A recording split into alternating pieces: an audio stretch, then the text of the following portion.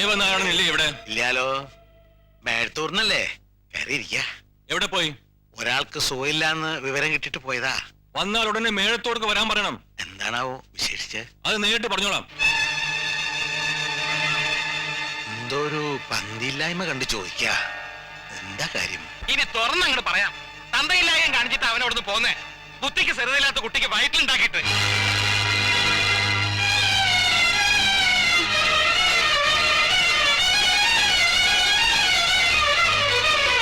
വാടോ.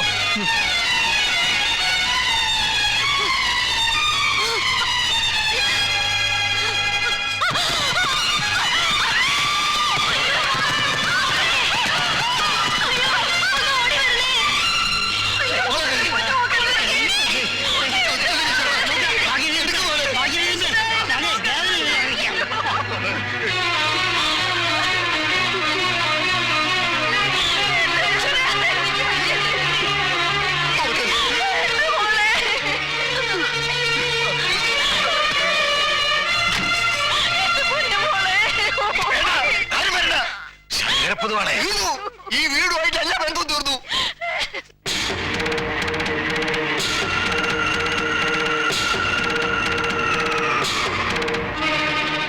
എന്താ പറ്റി?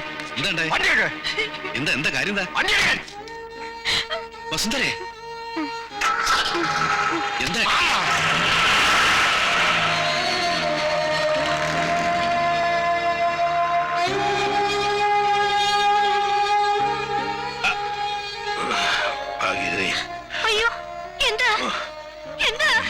എന്താ ഉണ്ടായി? ആരെങ്കിലും ഒന്ന് പറയേ. ഇങ്ങോട്ട് കയറണ്ട. അച്ഛാ, പോകാനാ പറഞ്ഞേ. പോകാൻ. പക്ഷെ എന്താ ഉണ്ടായെന്ന് എനിക്ക് അറിയണം. കാര്യം അറിയാത്തോണ്ട് പോകാൻ വൈകണ്ട. മേഘത്തൊരു നാള് വന്നിരുന്നു. ആ ചിത്രപ്രഭക്കാരി പെൺകുട്ടികൾക്ക് ഏർപ്പാടെടുക്കാൻ നിന്നെ ക്ഷണിക്കാൻ. അമ്മേ അമ്മേ, പോടാ. രാവും പകലും ഇടത്തും വലത്തോട്ട് നീ ഉണ്ടായിരുന്നല്ലോ എന്റെ കൂടെ. എന്തെങ്കിലും ഒരു വീഴ്ച എന്റെ ഭാഗത്ത് ഉണ്ടായിട്ടുണ്ടോ? പറയുന്നേ. എന്നും ദൈവത്തെ പോലെ ഞാൻ കരുതിയിട്ടുള്ളൂ. ഇങ്ങനെ ഒരു കൈപ്പിഴ പറ്റില്ലെന്ന് എനിക്ക് ഉറപ്പുണ്ട്. ദേവേട്ടാ, നമുക്ക് ആശുപത്രി ചെന്ന് വസുന്ധരയുടെ കാണാം. അതെ, അവൾക്ക് മനസ്സിലാവുന്നേ. എല്ലാം പറയാം.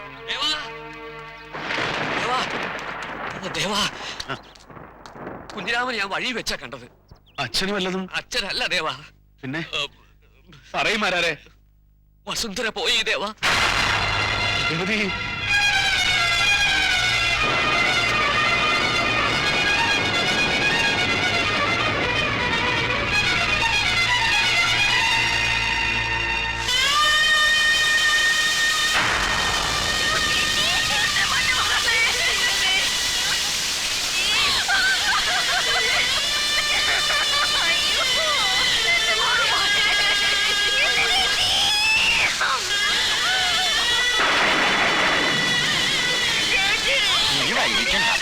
മഴ നിക്കണ ലക്ഷണം കാണുന്നില്ല.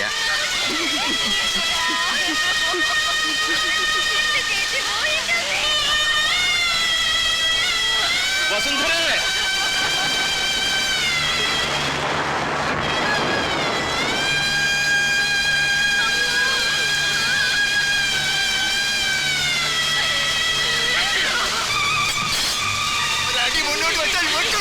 അവസാനമായിട്ട് ഞാനൊന്ന് കണ്ടോട്ടെ അവളെ.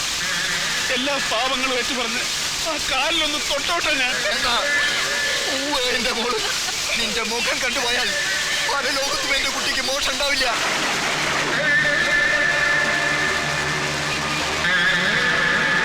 നോക്കി നിൽക്കാൻ അടിച്ച് പാടാക്കണം. പറയണത് ഒന്ന് കണ്ടോട്ടെ.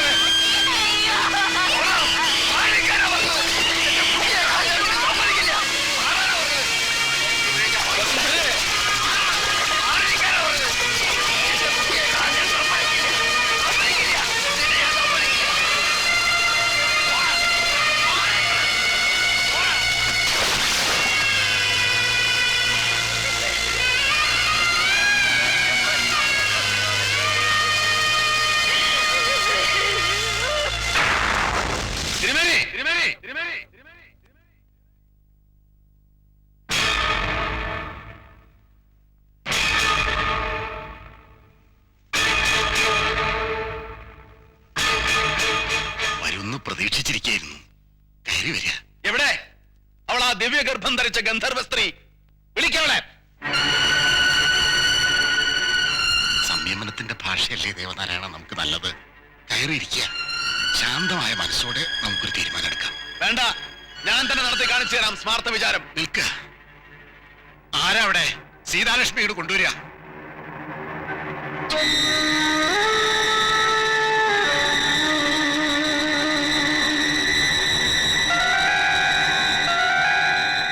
പറയടി, ആരാ നിന്നെ ദിവ്യഗർഭം ധരിപ്പിച്ചത്?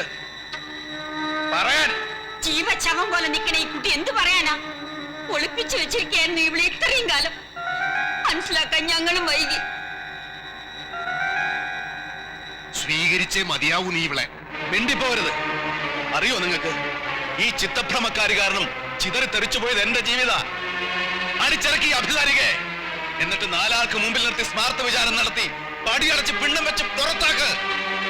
അല്ലെങ്കിൽ മേഴത്തൂർ മഠത്തിൽ ഒരു ഹോമകുണ്ഡം തീർത്ത് അതിലിട്ട് കത്തിച്ച് യാഗം നടത്ത്. ഒരു അവിഹിത ഗർഭയാഗം.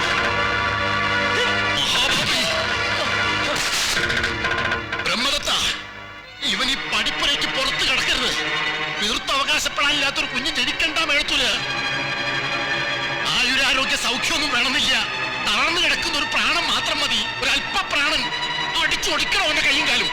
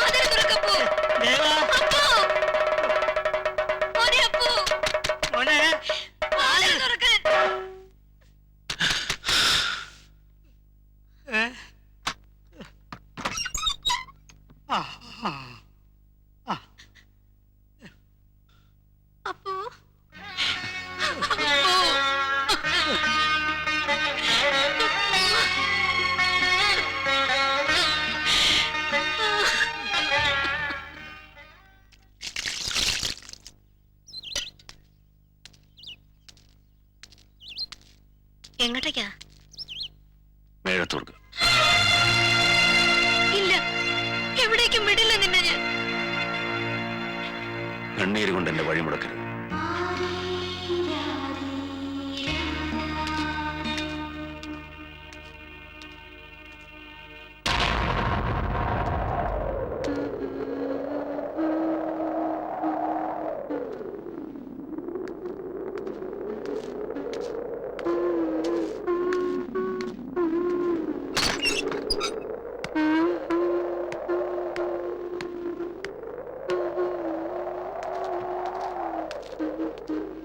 സീതാലക്ഷ്മി,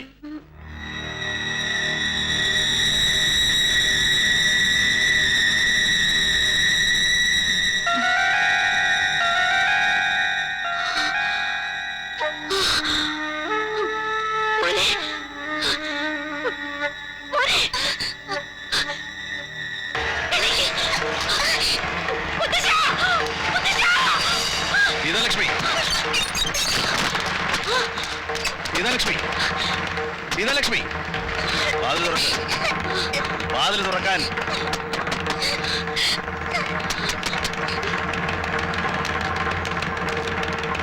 സീതാലക്ഷ്മി, സീതാലക്ഷ്മി, ആരാത്? തിരുമേനി, തിരുമേനി, തിരുമേനി, തിരുമേനി വന്നു, വീണ്ടും വന്നു. ദേവനാരായണൻ എന്ന മഹാഭാവി. അറിഞ്ഞു, ജയിലിൽ നിന്ന് അറിഞ്ഞ കാര്യം കാത്തിരിക്കായിരുന്നു ഞാൻ. ഒരപേക്ഷയുണ്ട്, അതൊന്ന് നടത്തി തരണം. തൈലം തേച്ചു കുഴമ്പ് വരട്ടി ഒഴിഞ്ഞും ബലം വെപ്പിച്ചെന്ന നിന്റെ ആ വലത്തുണ്ടല്ലോ, അതുകൊണ്ട് ഈ സാധുവിന്റെ പ്രാണനൊന്നെടുത്തു തരുമോ? വയ്യടോ ഈ കിടപ്പെടുക്കാൻ. കൊല്ലാൻ വന്നതല്ല തിരുമേനി ഞാൻ. പിന്നെ എന്തിനു വന്നു നീ? നീ ചെയ്ത മഹാപാപം കാരണം പിഴച്ചുപെറ്റ ഒരു ഭ്രാന്തി പെണ്ണിന്റെ കണ്ണീര് കണ്ട് ചിരിക്കാനോ?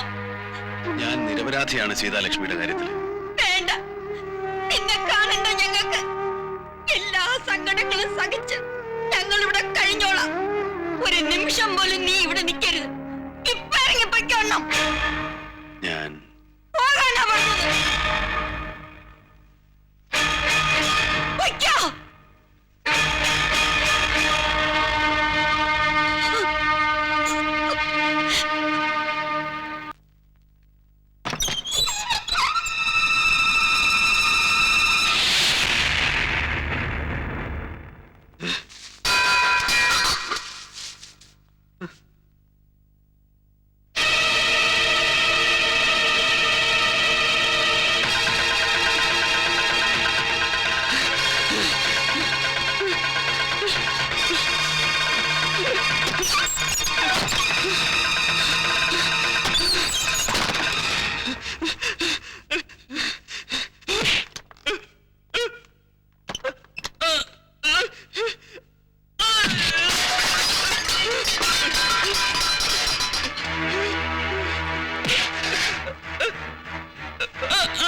സത്യം പറയടാ, ആ പെൺകുട്ടിയുടെ ജീവിതം തകർത്തത് നീയല്ലേ? കൊല്ലരുതന്നെ. മേഴത്തൂർ അമ്മയെ സാക്ഷി നിർത്തി എല്ലാ സത്യവും ഞാൻ പറയാം. പറയ്. ദാരിദ്ര്യം സഹിക്കാനാവാതെ പെറ്റമ്മയെയും 2 പെക്കന്മാരെയും കൊന്ന് ഞാനും ചത്താലോ എന്ന് ആലോചിച്ചിരിക്കുകയായിരുന്നു. ഇവിടുന്ന് കിട്ടുന്ന തുച്ഛമായ വരുമാനം കൊണ്ട് എനിക്ക് ജീവിക്കാൻ പറ്റില്ലായിരുന്നു. അന്ന് ദേവേട്ടൻ ഇവിടുന്ന് ഇറങ്ങിപ്പോയതോടെ സീതാലക്ഷ്മി പഴയ പോലെ ചിത്തപ്രഭത്തിലേക്ക് വഴുതി വീണു. ഒരു ദിവസം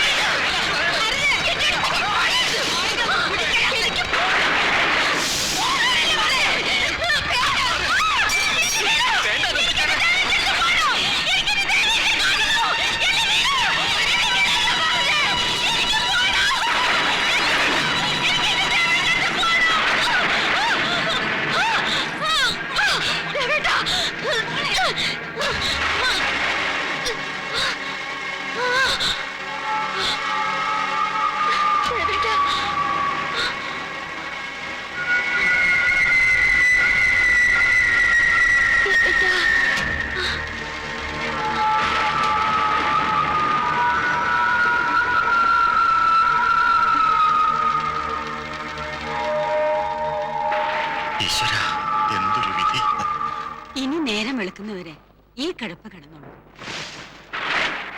വന്നേ.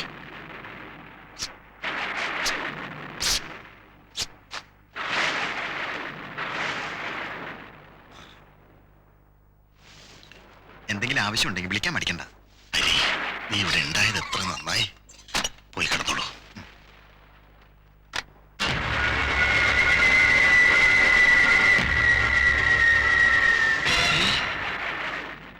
ഇല്ല, എനിക്കതിന് കഴിയില്ല. വേഴത്തൂർ ഭഗവതിയാണ് ആ കുട്ടി. അങ്ങനെ ഞാനതിന് ഇന്നുവരെ കണ്ടിട്ടുള്ളൂ. അപ്പോ നീ എന്റെ കൂടെ ബോംബെക്ക് വരുന്നില്ലേ? നിനക്ക് നിന്റെ കുടുംബത്തിനും നിത്യദാരിദ്ര്യത്തിൽ നിന്ന് രക്ഷപ്പെടണ്ടേ? ഈ മഹാപാപം ചെയ്തിട്ട് വേണം എന്റെ കുടുംബം രക്ഷപ്പെടാൻ. നീ എന്ത് പാപം ചെയ്തു നീ പറയുന്നേ? നീ ഒന്നും കണ്ടിട്ടില്ല, അറിഞ്ഞിട്ടില്ല എന്നങ്ങനെ അടിക്കാൻ അത്രയല്ലേ വേണ്ടൂ.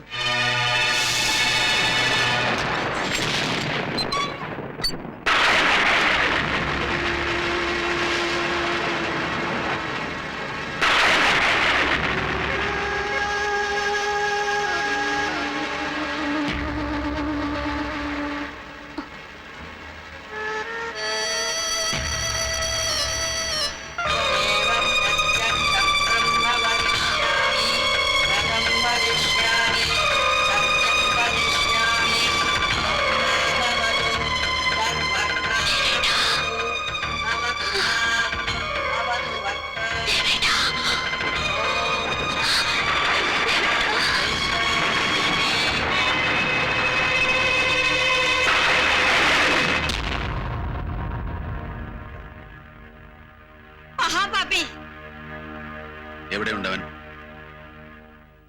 എവിടെയുണ്ടെന്നാ ചോദിച്ചേ?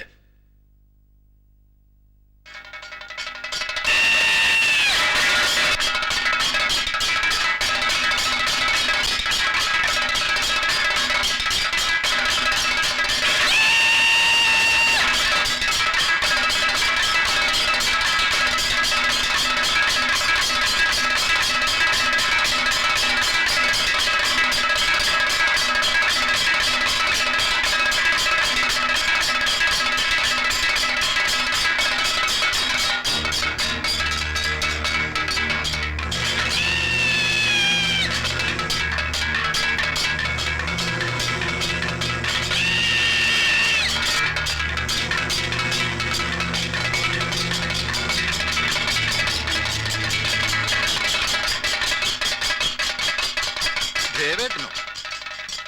വാ പോകാം. എവിടേക്ക്? മേഴത്തൂർ. ഞാനിവിടെ ഒരു ജോലി ചെയ്യുന്നില്ലേ? ഇതിലും വലിയൊരു ജോലി നിനക്ക് ഇവിടെ ചെയ്തു വെക്കാൻ.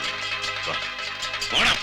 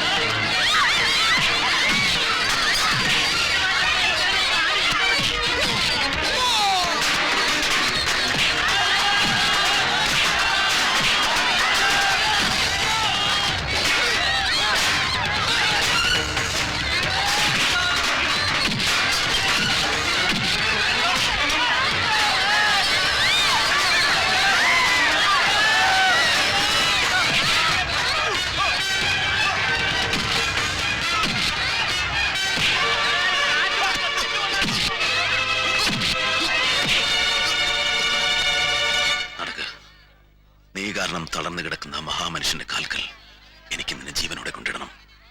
ചെയ്ത ലക്ഷ്മിയുടെ കുഞ്ഞിന്റെ അച്ഛനാരെന്ന് എനിക്ക് ചൂണ്ടിക്കാണിച്ചു കൊടുക്കണം. വാ. വരാം. മാപ്പ്.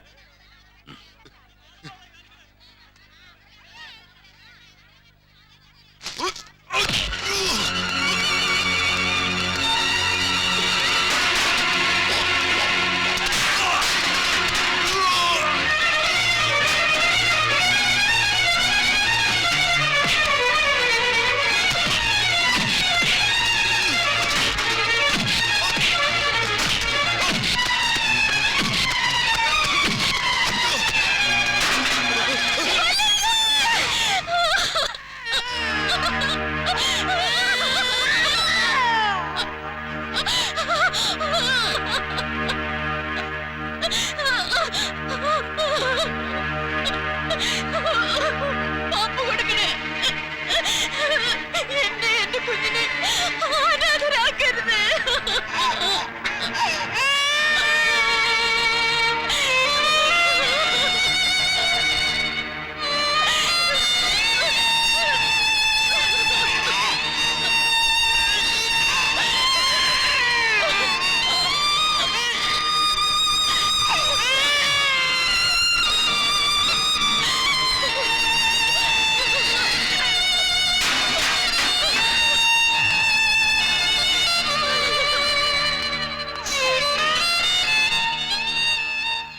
അമ്മേ, എല്ലാ മഹാപാപങ്ങളും തീരാനുള്ള ബലിയിടാൻ ഒരു നുള്ള കറുകയുമായിട്ടാണ് ഞാൻ വന്നിരിക്കുന്നത്.